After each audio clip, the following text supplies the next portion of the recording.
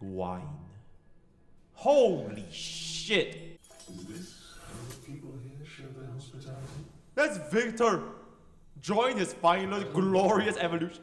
Holy shit! The first banner unit! Standard chrono showdowns intertwined.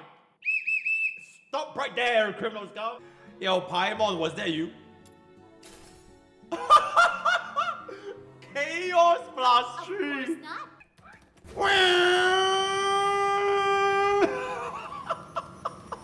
What do you think you're doing?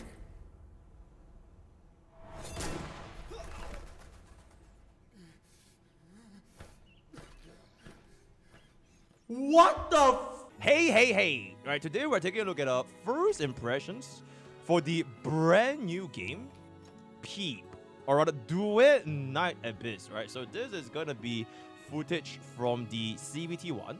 Essentially, we are a little bit off from level 18, right? A little bit off from level 18. Level 18 is the first soft cap that we have hit because we cannot continue up until we proceed from there, right? So you can kind of finish all of the missions and then go towards the main quest. So we are gonna be at this current juncture. So I'll just go through like the gacha system, the gearing, the combat, the exploration, what the story is about, some of the moments that I didn't thoughts, positive, negative, what to improve on, etc, right?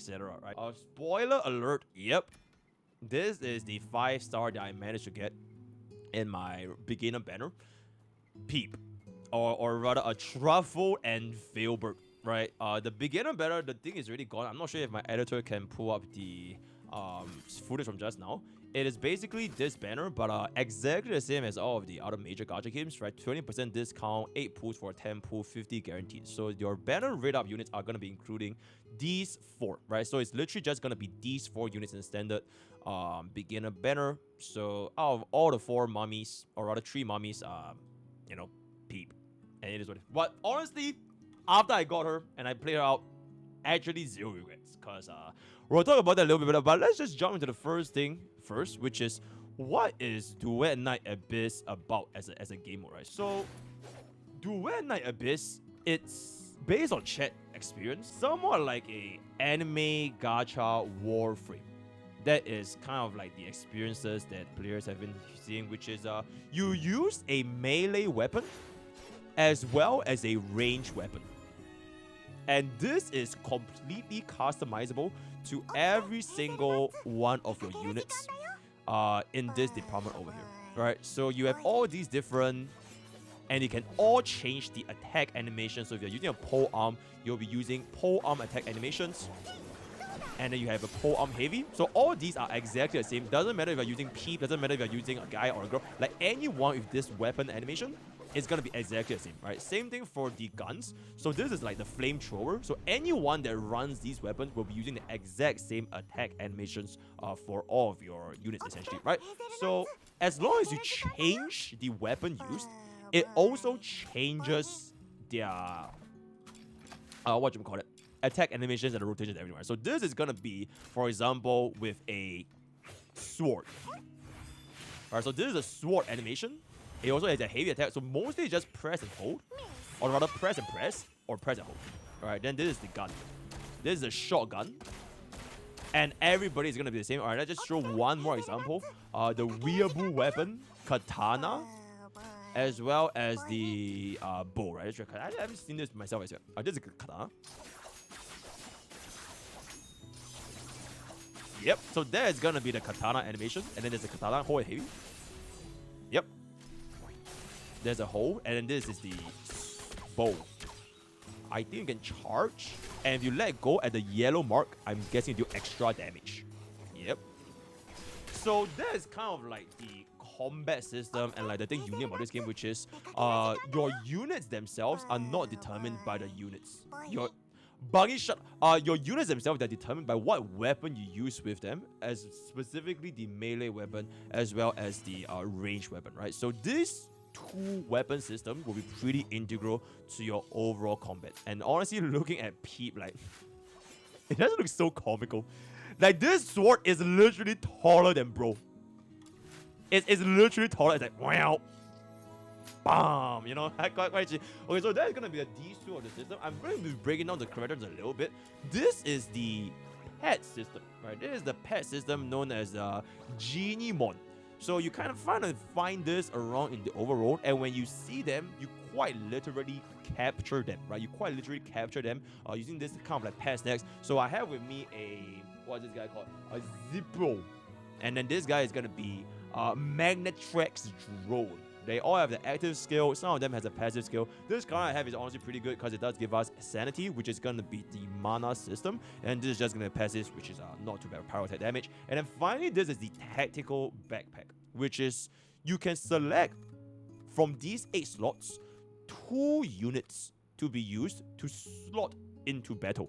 So what I mean by this is this game doesn't have a mechanic where you can quick swap or change teammates or build a team. Right? The way you build a team is you use the 8 different slots, and 2 of them can be on field at the same time. So you are running, for example, Ilaoi as well as Tibeti as well as Randy. Then these 2 will pretty much be with you for battle. So whatever you do ending, they'll basically attack with you. Right? 3 characters will just go along with you. They'll fight with you. They'll use their skills, use their ultimate, use everything while you're basically there doing your own stuff. Right? And yes, if your character is strong enough, you can quite just stand there and do nothing. And these characters will still fight for you in combat. So my editors can kind of run all the builds towards the end. Yeah, that's pretty much it for majority of this combat. You have your normal, basic, heavy skill, as well as the ultimate.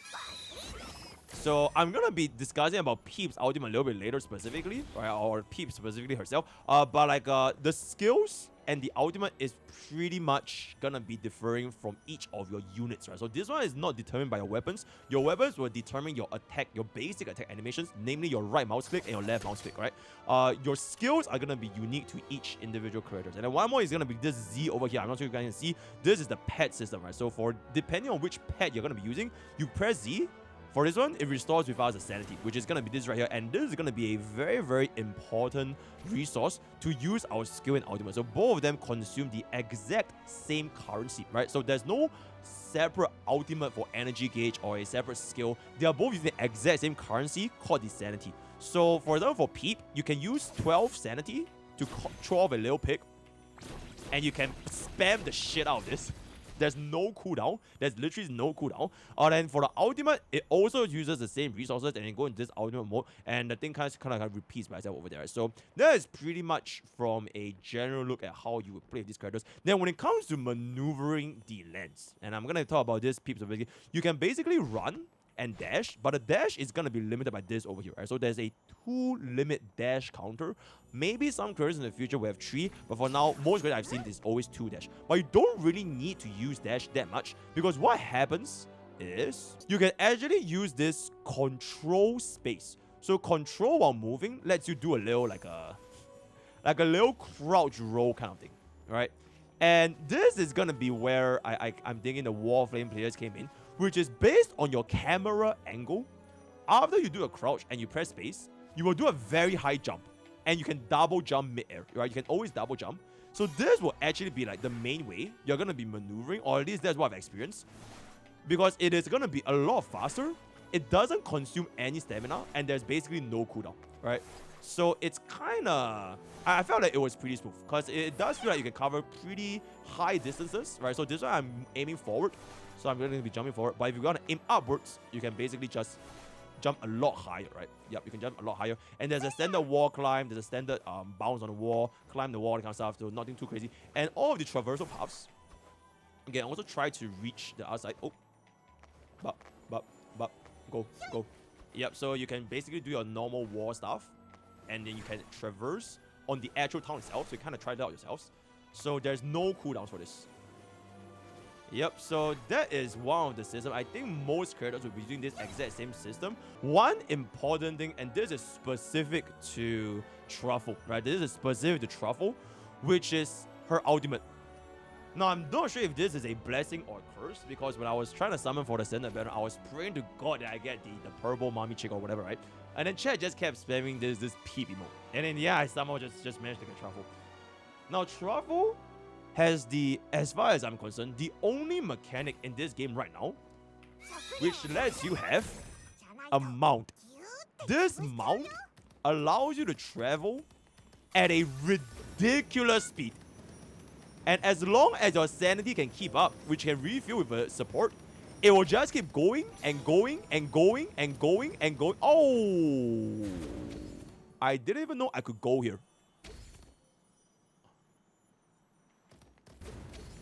I did not even... Oh. Yep, and I'm still going. And I'm still going. And now I'm going to be reaching towards the end of my sanity, because I ran out of sanity, but then it will automatically go up by itself. Right? So that was one of, if not the most comfortable quality of life I've seen in a open world gacha game. This pig travels such a far distance. I do wonder how they're gonna be balancing out the other characters that don't have this mechanic. Like, can you imagine while you are trying to do this, right? You're trying to do this. You're trying to do this with all your other characters, and then Peep is just and it's just dashed off in like 5 seconds, and you are like so far behind. I really don't know how they are gonna kind of do this, because from all of the character animations, I've seen all of the animations that we have so far, from the 5 stars to 4 stars. None of them really have this ultimate that's tied to mobility, which I think is gonna be a very important quality of life kind of things that you guys should be taking into consideration. So just a quick little segment for people. This ultimate quite literally changes everything. But this is not a truffle video, right? This is a first impressions for Duet Night Abyss. So aside from this, let's just go into actually the character upgrades and all that. So you can see there are a lot of different stats, but most of the stuff you shouldn't be too unfamiliar. The thing different is that for this game, there is a HP bar and a shield bar. And then usually, if you get hit on your shield, it recovers. But I don't know if you recover with your HP unless you have a sustain, which, you know, Truffle also can act as the role of the one healing your team, right? Then Anemo attack is basically kind of what she is, because she's going to be from Anemo power. And yep, there is going to be an elemental system in this game: Hydro, Pyro, Anemo, Electro, Lumino, as well as Umbro, right? So these 6 different elements. For the different types of weapons I've seen so far, so we have the Katana, Pole Arm, normal sword, great sword. This is Katana, and I think it's gonna be classified as, oh yeah, these 5, right? Great sword, Katana, Pole Arm, sword, as well as whip sword, which I don't think I have yet. What the hell is a whip sword?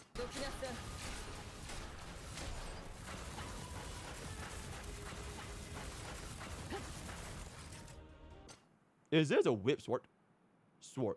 Yeah, I don't think I have a whip sword yet. But and then for the guns, you basically have the bow, grenade launcher, dual pistol, assault rifle, as well as shotgun. For me personally, I'm using this weapon, which apparently is supposed to be a assault rifle, except it's not an assault rifle. It's a fucking flamethrower. And it does ridiculous damage. So some of the weapons might have some additional attributes that you might see. You can press R to reroll. Do keep in mind that this ammo over here, this is the ammo you have in your mag, and this is the ammo that you have in the reserve. So if this reaches 0, you can't shoot a gun anymore. But from what I've seen so far, when you fight monsters in the overworld, you can drop this very plentifully. So you shouldn't really run into any ammo problems unless you're just randomly just wasting this for like no fucking reason, right? So that's pretty much it. Aside from this, max sanity is basically like quote unquote your mana, right? Your mana for your skill as well as the ultimate. Defense is defense. Weapon mastery is gonna be the one that you're using. Skill damage, skill rate duration. Morale and berserker, I honestly have no idea what they are. Wait, it's right here. Oh. The higher the HP, the higher the damage. And the lower the HP, the higher the damage. Okay, that's quite interesting.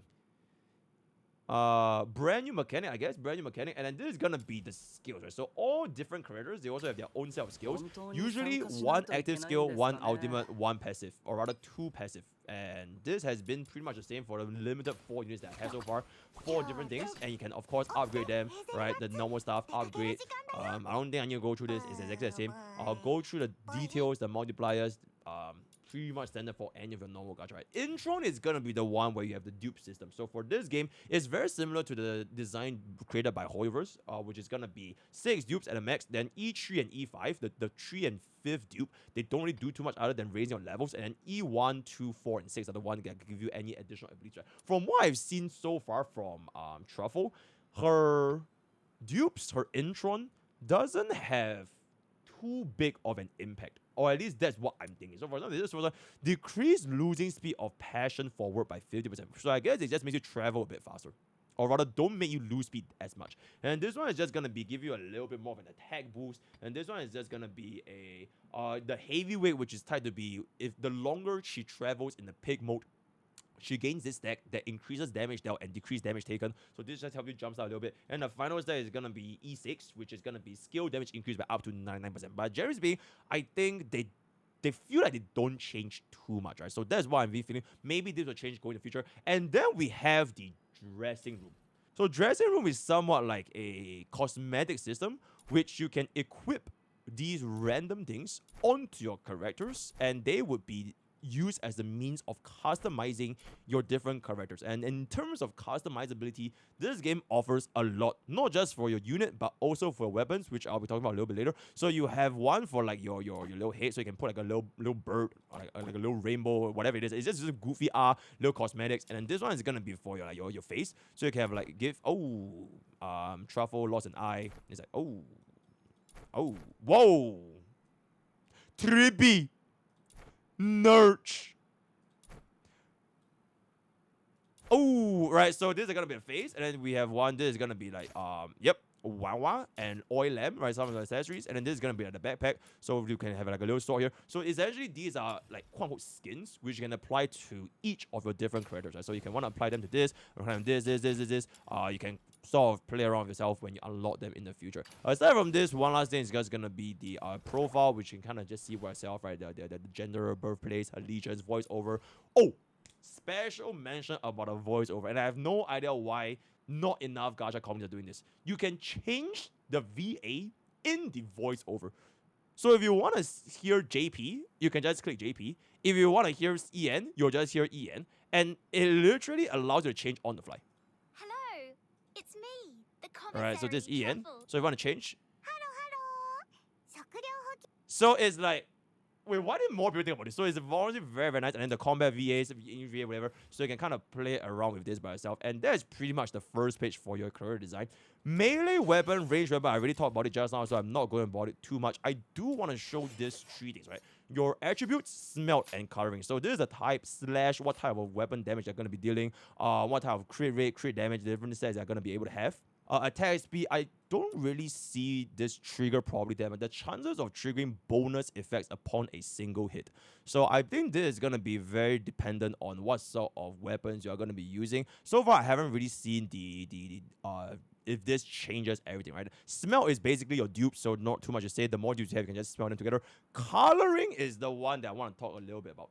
So for Duet Night Abyss, the two different weapons you have, for both ranged and melee, you can create a customized weapon die in 4 different accents for a single weapon. So for example, if you wanted to make a pole arm, right? So this is a default color. You can cook something like a red outside, and then 2 is gonna be like, I don't know, like green, and then 3 can be like I don't know, like white, and then 4 can be like I don't know, pink or something. And this can be a very, very interesting way to customize a weapon tailored to the unit that you're going to be using them on, right? Then, of course, you're going to use the dice, and then this is going to be another overall coloring. I'm not too sure what this is.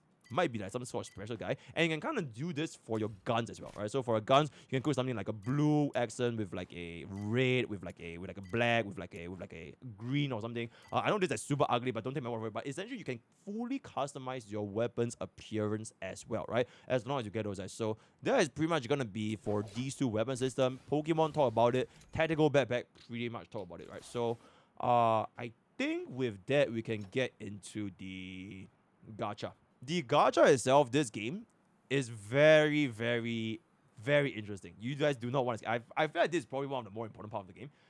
4 different banners on launch. Beginner banner, absolutely the same. Standard, nothing too big. It's basically going to be these 4 5 stars. You won't pull any of the weapons, right? Only these 4 5 stars. 25% chance to get one of them. At 50 pulls, you're guaranteed at your RNG, right? So beginner banner, exactly the same, 20% discount. Not much. The rate up banner. Now, I'm not sure if this is a CBT thing, if they are just trying to do it for CBT. You have a 100% chance to get the 5-star character that you want. So, you will never lose a 50-50 for the first copy of the I'm not sure if this is the limit or whatever, but it's a first copy. Then after the first copy, the destined chrono will close. So once you got your very first copy, this will be the banner, and then it will be the original 50/50. The rates are sort of similar. 0.6% chance, guaranteed 4-star every 10 pools. PT is hard PT is gonna be a 90, and then you have increasing odds, and then you get this sound of a grid which you can exchange for the shop items, right? So every single time you want to get like a one copy of a unit, it's guaranteed with no 50/50. Same thing for weapon. I think for weapon, it is also guaranteed with no 50, except you can pull as many as you want. So it will always be a 100% weapon banner, no matter how many copies you want. For any copies in the weapon, one copy for the limited unit. I do want to mention that the pity for this game, unfortunately, does not carry over, right? So the moment you want to commit to a unit, you should commit to getting the unit. If you don't want to, then you do not want to pull on the banner, right? So I would say this is a very, very, very good system, especially for players that, do not want to stop building PT, right? And commit lock-in. If you want a unit, you commit for it. If you don't want it, then at least you'll be rewarded and know that you won't have to feel the pain of losing a 50/50, at least for the very, very first copy, right? So that's my experience. Then the standard banner is pretty much exactly the same. The conversion for the pools are gonna be also the same, 160 of the premium currency for one single pool. From what I've seen so far in the CBT, at up to level 17, I managed to do like I think I managed to do like what? 2 summons on this, not a lot of limited, and 50 summons has been completed before level 18, right? Aside from, so that's gonna be the gacha, and aside from the gacha, you also get this thing called the Luno coin.